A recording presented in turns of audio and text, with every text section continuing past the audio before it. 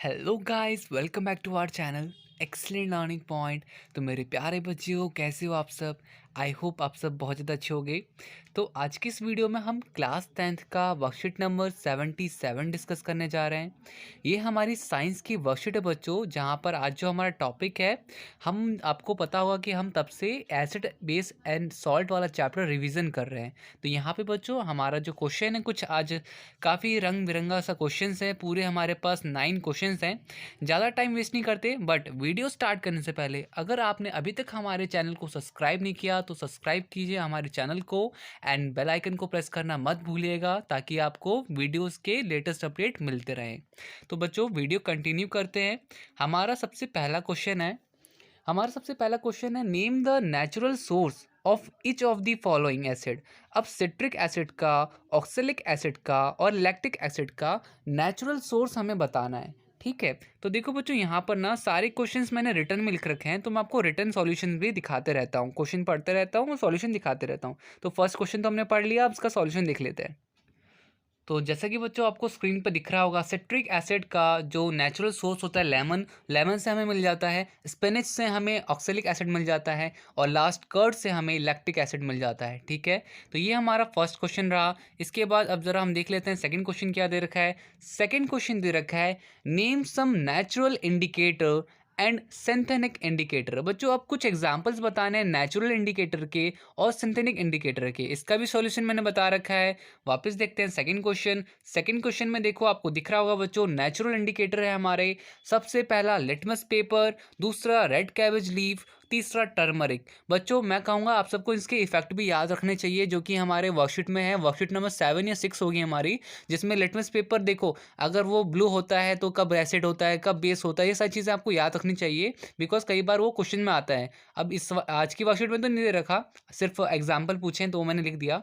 अब synthetic indicator क्या है बच्चों? सिंथेटिक इंडिकेटर क्या है? तो यहाँ पर आपके दो एग्जांपल्स होंगे। सिंथेटिक इंडिकेटर वैसे इंडिकेटर जो लेबोरेटरीज में पाए जाते हैं, जैसे कि फेंथोफेनालिन और मेथिलीन। ठीक है, मेथिलीन ऑरेंज। तो ये दो एग्जांपल्स हो गए। हमारा सेकंड क्वेश्चन भी यहाँ पे खत्म होता है।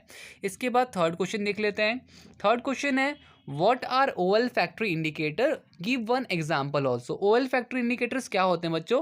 वैसे इंडिकेटर्स जिसको स्मेल के थ्रू देखा जाता है। ठीक है, बाकी जो हमारा नेचुरल इंडिकेटर होता है, सिंथेटिक इंडिकेटर जो होता है, इसको तो हम कलर के चेंजेस होने पर पता करते हैं कि अगर कलर चेंज हुआ तो एसिड, और कलर दूसरा कलर चेंज हुआ तो बेस। बट यहाँ पर क्या आता है ओएल फैक्ट्री में, वहाँ पर हम स्मेल को लेकर चलते हैं। स्मेल रहा तो एसिड, स्मेल चली गई या फिर नहीं रही तो फिर वो बेस। ठीक है, तो ज़रा देख लेते हैं बच्चों इसका भी आंसर। तो आंसर थर्ड पे आते हैं। आई होप आपको समझ में आ रहा होगा। द सब्सटेंस गिव डिफरेंट अडर, अडर मतलब होता है smell, in acid and base. For example onion juice, clove oil, vanilla. ठीक है बच्चों, तो ओयल फैक्ट्रीज जहाँ पर हम अडर मतलब कि बेसिकली स्मेल को लेकर के चेक करते हैं कि वो चीज़ एसिडिक है या फिर बेसिक है। अब आते हैं अपने फोर्थ क्वेश्चन पे। मैं जितना जल्दी हो सकता है बच्चों वीडियोस बना रहा हूँ। अगर मैं काफ़ी ज़्यादा स्पीड अप कर रहा हूँ तो आप वीडियो को स्लो भी कर सकते हो, आराम से देख लेना। ठीक है, अब फोर्थ क्वेश्चन है why does dry hydrochloric acid gas does not change the colour of dry litmus paper. तो बच्चों ड्राई जो होता है ना, कभी भी एसिड जो रिएक्ट करता है बेसिकली लिक्विड फॉर्म में करता है, ड्राई फॉर्म में नहीं करता है। चलो बच्चों इसका फोर्थ का भी आंसर मैं आपको दिखा देता हूँ, फोर्थ का आंसर क्या होगा। तो सीधा वापस से देखो बच्चों, यहाँ पे आपको आंसर दिख रहा होगा, आंसर 4। तो आपको लिखना है dry HCl does not dissociate into H plus and Cl minus ions, also does not show acidic characteristics and does not change the color of dry litmus paper। ठीक है बच्चों, तो ड्राई एसिड कभी भी ड्राई लिटमस पेपर को change नहीं करता है। ठीक है, कलर चेंज नहीं करता है। क्वेश्चन नंबर 5 देख लेते हैं आप। क्वेश्चन नंबर 5 क्या है? क्वेश्चन नंबर 5 है name the acidic present in following. अब देखो बच्चों आपको बताना है टोमेटो के अंदर कौन सा एसिड होता है, विनेगर के अंदर कौन सा एसिड होता है, टमरिंड के अंदर कौन सा एसिड होता है।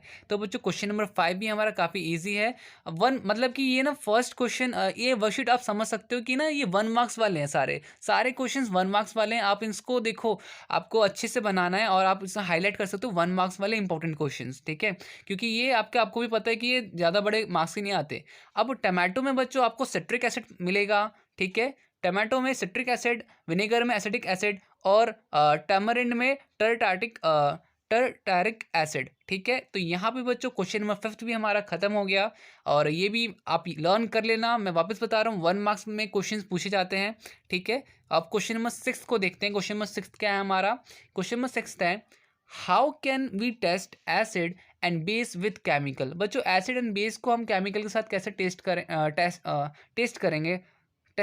आई एम सो सॉरी, टेस्ट। ठीक है, तो यहाँ पे देखो क्वेश्चन नंबर 6 क्या है। तो क्वेश्चन नंबर 6 में हमारे पास देखो यहाँ पर क्या होगा कि अगर मेटल कार्बोनेट की बात करें, मेटल कार्बोनेट एसिड के साथ रिएक्ट होता है तो सॉल्ट हाइड्रोजन कार्बन डाइऑक्साइड बनाता है, बट बेस में इसका रिएक्शन नहीं होता। इसके बाद बच्चों मेटल हाइड्रोजन की बात करें तो वो सॉल्ट हाइड्रोजन कार्बन डाइऑक्साइड बनाता है, बट बेस में इसका रिएक्शन नहीं होता। मेटल ऑक्साइड का भी बच्चों सेम है, आपका कैल्शियम ऑक्साइड सॉल्ट और हाइड्रोजन बनाता है, बट मेटल में बेस में इसका रिएक्शन नहीं होता है। ठीक है, तो इस तरह से 3 एग्जाम्पल देने थे तो वो हमने दे दिए। ठीक है, तो इस तरह से आप क्वेश्चन नंबर 6 को उतार लीजिएगा। तो ये हो गया हमारा क्वेश्चन नंबर 6। अब आते हैं क्वेश्चन नंबर 7 में। क्वेश्चन नंबर 7 क्या दे रखा है? बड़ा सिंपल सा बच्चों क्वेश्चन नंबर 7 भी है। मैंने पहले ही बोला 1 मार्क्स वाले क्वेश्चन हैं तो ज़्यादा बड़ा नहीं होगा।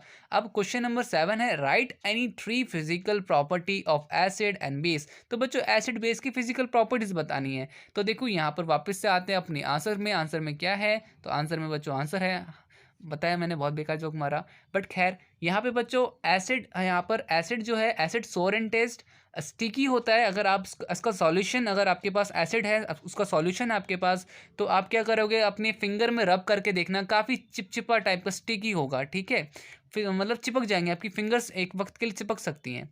और स्मेल, उसके अंदर स्मेल ही होता है वो, तो ठीक है, थोड़ा सा स्मेली होता है एसिड। बेस क्या होता है बच्चों? बेस आपका बिटर होता है, कड़वा होता है, काफ़ी ज़्यादा सोपी होता है, मतलब कि काफ़ी फिसलेगा। अगर आप उसका सॉल्यूशन, बेस का सॉल्यूशन अपने हाथ में रब करना चाहोगे, फिंगर्स में रब करना चाहोगे, तो वो फिसलेगा। ठीक है, और बेस के अंदर क्या होता है, स्मेल नहीं होती। ठीक है, स्मेल नहीं होती। क्वेश्चन नंबर 7 हो गया हमारा। क्वेश्चन नंबर 7 के बाद क्वेश्चन नंबर 8 देखते हैं। क्वेश्चन नंबर 8 को बच्चों देखो यहाँ पर, given below are the result of solution tested with universal paper indicator, washing liquid, sulphuric acid, metal polish, milk of magnesia. Arrange the solution with the increasing pH value. अब बच्चों increasing pH value, I hope आपने acid base and salt पढ़ा होगा, तो आपको पता होगा कि पीएच वैल्यू क्या होती है। पीएच वैल्यू एक तरह की स्केल होती है जो बताता है कि कौन सी चीज़ एसिडिक है और कौन सी चीज़ बेसिक है।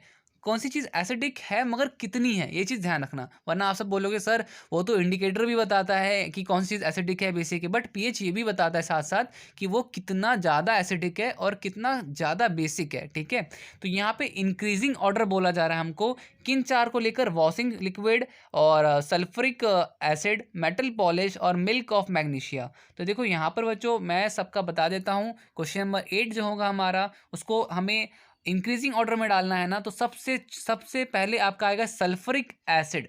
ठीक है, सल्फ्यूरिक एसिड के बाद आपका आएगा वॉशिंग लिक्विड, भी लिखो आप, लिखो, या वॉशिंग सोडा। इसके बाद मिल्क ऑफ मैग्नीशिया और इसके बाद मेटल पॉलिश, सबसे लास्ट में आएगा मेटल पॉलिश। ठीक है, तो ये हमने इंक्रीजिंग ऑर्डर में हमें सारे एलिमेंट्स रखने थे, तो वो हमने रख लिया। अब ज़रा बच्चों लास्ट क्वेश्चन देख लेते हैं। लास्ट क्वेश्चन क्या दे रखा है? तो देखो, the colour obtained of pH paper for highly acidic. सबसे पहला highly acidic, highly basic and neutral solution are. बच्चों अब यहाँ पे कलर पूछा जा रहा है, कलर क्या होता है? सबसे पहला पूछा है हाईली एसिड, हाईली बेसिक और न्यूट्रल सॉल्यूशन। तो तीनों का बता देता हूँ बच्चों कि अगर हमारा सॉल्यूशन हाईली एसिडिक हुआ तो वो रेड कलर का होगा, हाईली बेसिक हुआ तो वो वायलेट, डार्क वायलेट कलर का होगा, और न्यूट्रल हुआ तो ग्रीन कलर का होगा। यहाँ पे बच्चों हमारे सारे क्वेश्चंस होते हैं ख़त्म। उम्मीद करता हूँ सारी चीज़ें आपको समझ में आई होंगी। वीडियो अच्छी लगी तो प्लीज़ लाइक शेयर कमेंट ज़रूर कर दीजिएगा, और मिलते हैं नेक्स्ट वीडियो में। तब तक के लिए bye bye and take care बच्चों।